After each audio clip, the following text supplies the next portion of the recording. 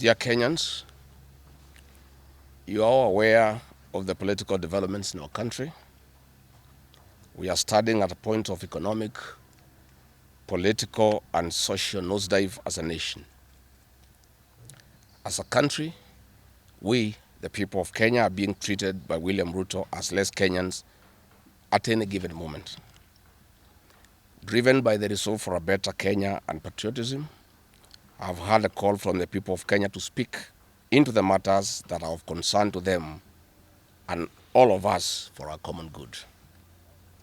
On the 7th of July 2025, during the 35th anniversary of Sabasaba, Kenyans from all walks of life led by Gen Zs, unarmed and peaceful, went to the streets. This is not the first demonstration that has happened in Kenya this year where lives have been lost and property destroyed. Unbeknown to these peaceful demonstrators, the tired regime of Ruto had a well-organized state-sponsored militia in cohort with the police and other state security agencies to maim, kill and destroy property and blame it on the Kikuyu community and specific leaders who are perceived unfriendly to this killer regime. This targeted profiling of the Kikuyu community and destruction of their specific business is an economic sabotage not new to the narrative of William Ruto. On the 30th day, these state-sponsored militia, under instructions and guidance from the police, were dropped in different places in the country, and mostly in the Mount Kenya region and other regions not perceived friendly to the government. They were strategically dropped past midnight, and then roadblocks were placed by the police while others was dropped early in the morning. The militia were procured by Ruto. Governors and MPs allied to him. These regions include Nairobi, Kiambu, Kajiado, Kisii, Nyeri, Murang'a, Kiambu, Kirinyaga, Meru, Nyandarua, Kajiado, Kitengela, Ongata-Rongai, Machakos, Embu, and in Wote. They had clear instructions to loot and destroy specific properties under police supervision. A killer squad of 101 that works under the Director General of the National Intelligence Service, Nuruddin Haji, was armed with assault rifles and drove in a convoy of unmarked Subarus, shooting and killing innocent protesters aimlessly in the streets and estates. This squad in Subarus, hooded and masked against court orders, are disguising themselves as DCI's officers, yet we know they are not. In fact, I would like to clarify that the National Intelligence Service has procured Subarus to give an impression that this killer gang is from the DCI. The truth of the matter is that this has nothing to do with the DCI. This is the National Intelligence Service. And this squad of 101 people was formed when I was still in government. Officers were recruited from the Administration Police Unit for special training by NIS on abductions, killings, and cover-up. And this is a squad that is killing the people of Kenya. The killings and the business destruction pattern point to William Ruto's ethnic profiling narrative, which he is a master with no rival. With a close coordination of PS Interior Raymond Omolo, this narrative was boosted online by state bloggers to spin the narrative. The Cabinet Secretary Kipchumba Murkomen's public to shoot to kill order, coupled with assurances to police officers that the government will not cooperate with the investigators in police conduct, has emboldened security forces. Police officers are now on record threatening citizens who are in their homes, boasting of their license to kill, acting with a confidence that can only come from the highest echelons of power. Mr. Murkomen's admission that these are not just instructions from him but orders from above removes any ambiguity about where responsibility lies. It will be recalled that in the run-up to the 2007 general election and its aftermath, the narrative of 41 against 1 was a masterpiece of William Ruto. The target was profiling Kikuyus against the rest of the country. To a large extent, he succeeded, and every Kenyan knows what happened, and it is also fresh in his mind of the ICC ordeal still hanging on the neck of William Ruto today. We remind William Ruto that his ICC cases are not yet over. They have been posed after witnesses disappeared. And what he is pretending over are crimes under the Rome Statute. It is clear history is repeating itself. And the architect William Ruto is back on the deck. He is hell-bent to finish his unfinished business with the people of Mount Kenya, destroy their businesses and make them black sheep of Kenya. Despite this horrible experience, the people of Mount Kenya voted William Ruto to a man in 2022 general elections against the advice of President Uhuru Kenyatta, whom Mr. Ruto had branded as a drunkard and a useless leader. Today, the people of Kenya, and especially the Mount Kenya region, feel sorry that they did not heed to the advice of Uhuru Kenyatta. These state-sponsored militia were key in touching of various parts of the country with ease of police assistance to prefer terrorism charges on specific people from the Mount Kenya region. So far, about 50 young people are in courts in trumped-up charges of terrorism in scenarios of stage-managed crimes by the state. Again, this is a clear onslaught on the Kikuyu nation. A case in point, when a police station in Mawego in Homa Bay County was torched, the suspects for that particular crime have been charged with arson. But when a police station is alleged to have been torched in Kiambu, suspects from the Kikuyu nation are charged with terrorism charges. This is serious ethnic profiling. Last night, in Juja and Kirinyaga, these state-sponsored militia invaded various businesses. Luckily, in Kirinyaga, after Wananchi went to Sagana police station and they refused to act, saying they had orders from above not to interfere, the people organized themselves and repulsed the militia. Mr. Ruto's ethnic profiling has led to the destruction of the foreign properties belonging to the people of Mount Kenya. Maguna supermarkets in Meru, Kahawa West and Murang'a. Nice supermarkets, hotel and petrol station, and nice city in Mwea in Kirinyaga. County supermarkets in Kabati and Kirinyaga. Power Star supermarkets, Quick Mart supermarkets in Eastern Bypass, Shell and Total Mini markets in Roiro, Chill Post Hotel in Gong, Boju Shop in Keserian, Homegrown Supermarket among others, and the Family Bank in Kahawa and Roiro. Notably, in Meru, these state-sponsored militia tried to attack Meru Dairy Processing Plant and were repulsed by workers. In Nyeri, they further tried to attack Wakulima Dairy in Mukurweini, and the attack failed. We urge our businesses to heighten security surveillance on their business premises and production lines, especially the KTDA, coffee factories, milk processing factories, among others. We take note that in Meru, on Sunday, the 6th of July, at an event attended by CS Kipchumba Murkomen, the MP for Bori, Mugambire Dikire, indicated that a supermarket would be attacked the following day. As sure as December 25 is Christmas, and true to his word, Maguna supermarket was torched by the state-sponsored militia, which the MP was privy to. Why hasn't Mugambire Dikire been arrested? How did he know that a supermarket would be attacked?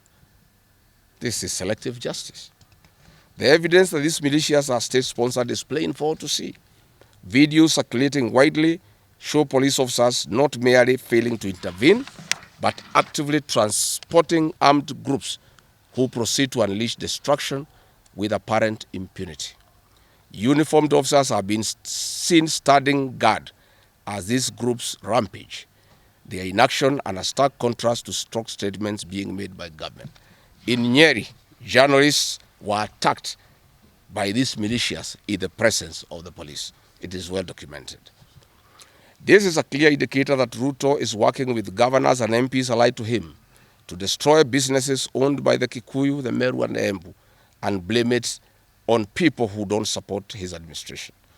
This is a tactic that was used by the colonialists with collaborators who searched earth policy and torched buildings and businesses and blamed it on the Mau Mau. This divide and rule tactic will not work, Mr. Ruto. We know that in Meru, they want to use this mayhem to blame Mithika Linturi. In Embu, they have already blamed Mkonji Gitonga. In Ketengela, Iron Gong, They want to target Senator Seki and MP Onesmus Ngogoyo.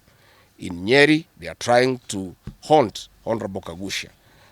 And in Kirinyaga, they are targeting Senator Murango. We want to remind President Ruto that it is not the Kikuyus who want him out of office. It is the entire people of Kenya. Kenyans are suffering equally across the country. That is why Kenyans have said, if you, Mr. William Ruto, believe that it is the Kikuyus who want you out, then all Kenyans are Kikuyus. I want to thank the people of Kenya for standing out against this tribal profiling of the Kikuyu. The people of Kenya yesterday did wonderful by saying that the Kikuyus should not be profiled. This morning, I've seen Ruto quivering and wailing in uncontrollable anger. Mr. Ruto, excessive anger is not a solution. I want, with a lot of humility, to advise you to stop being angry. That will not help. You need to know what you need to do because you have not been listening to the people of Kenya. The people of Kenya are more angry than you are. They are angry because you have overtaxed them. There is wanton corruption. There is abductions and extrajudicial killings. There is ethnic profiling and other ills that bedevil your administration. If you want to be calm, please abolish the housing levy and give dignity to the payslip. I have heard you saying that you cannot give jobs to the young people. Please restore the dignity of the payslip. Restore the capacity of the middle class. The middle class will give jobs to these young people. Stop killing and profiling the young people. Listen to them.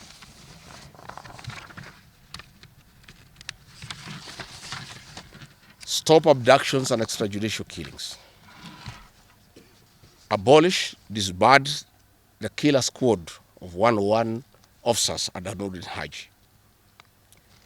Give hustlers the jobs that you promised them. Mr. William Ruto, you are the one who promised. You cannot cry today that you have no solution, saying that other presidents have not been able to do it. You are the one who promised these young people. Stop police brutality. Stop abductions and illegal detentions. Get the hustlers from the bottom of the economic pyramid as you promised. Yes, Mr. President, we agree there were other presidents before you, as you have rightly stated. And true, they never went through what you are experiencing today. May it please you to know that the reason why Kenyans really had problems with them, Mwai Kibaki and Uhuru Kenyatta were guided by the Constitution and the rule of law.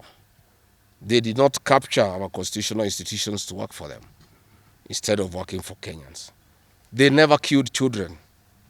They never attempted to build churches in State House. They never organized militias to destroy people's property and kill them. That is why you have a problem.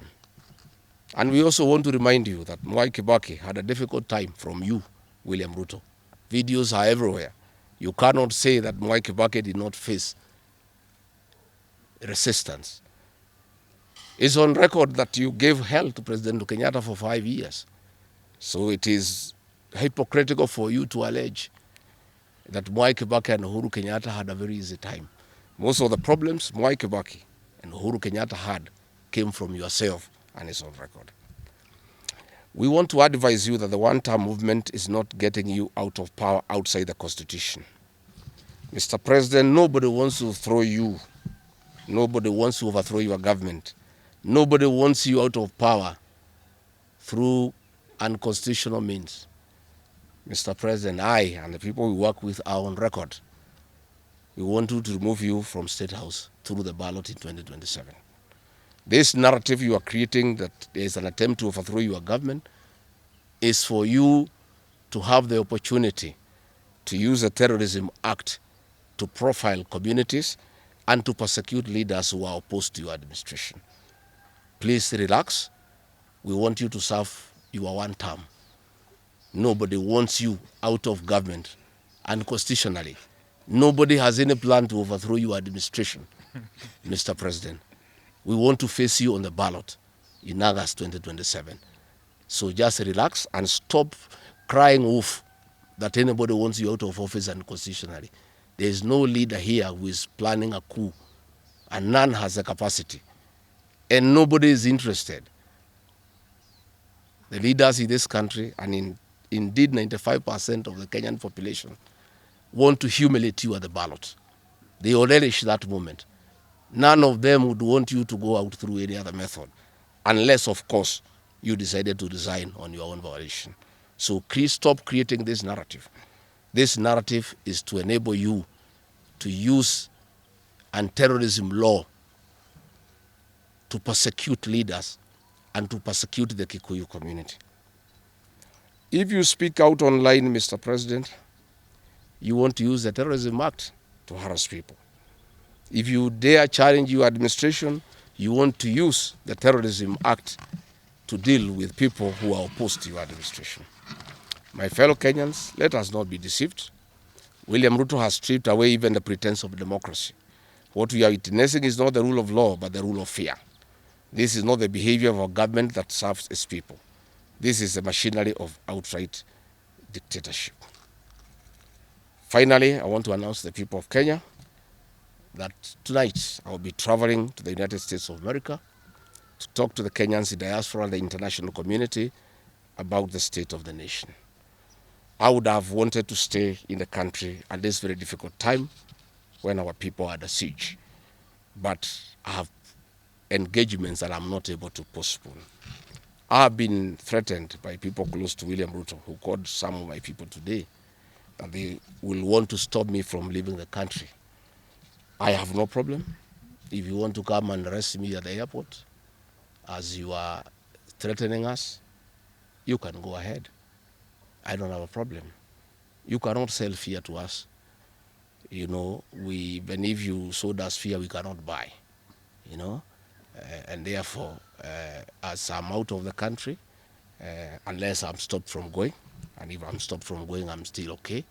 I'll be here because this is my country.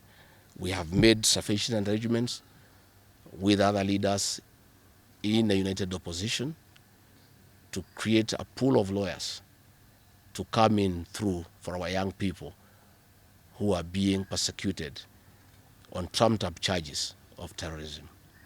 And I want to explain. I have heard the president saying that people have attacked police stations and the law courts. It was all stage managed by the MP for Kikuyu. How do you explain that people can walk into a police station and they are not armed and take over the police station from armed police officers? How do you go to the courts that are guarded by armed police officers and touch them? All these attacks of vital installations were stage managed by William Ruto through Kimani Ichung'wah to create the opportunity to prefer charges against people using the Anti-Terrorism Act. That is the reality. So nobody has attacked any police station. They were all stage managed by government. And what is happening is history is repeating itself. This is exactly what Moi did in the 80s against the Kikuyu community. After the abortive 1982 coup, he used sedition laws and the clandestine Mwa Kenya movement to profile the community and hold people into court, and they'll be taken by Bernard Chunga after 5 p.m. This is history repeating itself. I want to ask our people to be calm, to be cautious, and to be strong. I want to appeal to our young people, the Gen Zs. Looking at the scenario of what is happening and what William Ruto has planned, I want to ask my children, my sons and daughters, to consider applying the next onslaught against the President William Ruto by getting IDs and registering as voters so that they can deal with William Ruto on the ballot. Because I fear for them. Anytime they go out to the streets, they are killed like chicken. I would like to preserve to us these children. We would like to live with them. We would like to see them grow. And when we look at the desperation of William Ruto and the brutal force he is using against these children and the use of state militias to attack them, I would like to plead with them to consider, to join us, we in the opposition, by registering as voters. And in 2027, we'll be able to get rid of President William Ruto. William Ruto, finally, let me ask you a question. The Kikuyu nation, the Mount Kenya people, you call tribalists every day. These people you are waging war against, their businesses, are the same people who voted for you, even after what you did to them in 2007. They forgave you and considered you as a person they can entrust. You have turned against the community. You are trying to mobilize other Kenyans to profile them and to fight them, but they have refused. These same people from Mount Kenya have the capacity to support somebody else. It must not be you. And they proved that they are not tribal by voting for you when you are Kalenjin. They can vote for a Kamba. They can vote for a Kisi. They can vote for a Luya. They can vote for a Maasai. That sense of entitlement that you are having to the Mount Kenya vote is misplaced. They voted for you, yes. You betrayed them. You turned against them. They don't have to vote for you again. Please stop persecuting them into submission. They will not submit to your brutality, to your vicious attack against them and their leaders. That I want to tell you for free today. I have listened to you talking with a lot of anger, calling them tribalists. They are not. How can they be tribalists when they voted for you and you are not one of them? But you don't have a sense of entitlement that they must vote for you. You know what you have done to them and why they have reacted the way they have. And I want to assure you, you cannot scare them into submission. Even if you jail them, they will not submit. These are seasoned descendants of the freedom fighters, and they cannot be intimidated. So let me encourage my leaders here as I go away to remain strong, to remain focused, and to speak for the people of Kenya. I am I have a lot of gratitude to the Honorable Stephen Kalonzo Musyoka and Eugene Wamalwa, who have been in court the whole of yesterday and today, standing strong and defending our young people who have been framed and charged with treason. For those two leaders, I want to give them the gratitude of my community and our leadership. They have come through for a community when it's under siege, and we are indeed very, very grateful. I want to ask our leaders here to be vigilant and to continue speaking out to the people of Kenya. Should the situation get out of hand and I need to cut my trip short and come back to join the other leaders in defending our people and speaking for them, I will gladly do so. Thank you very much.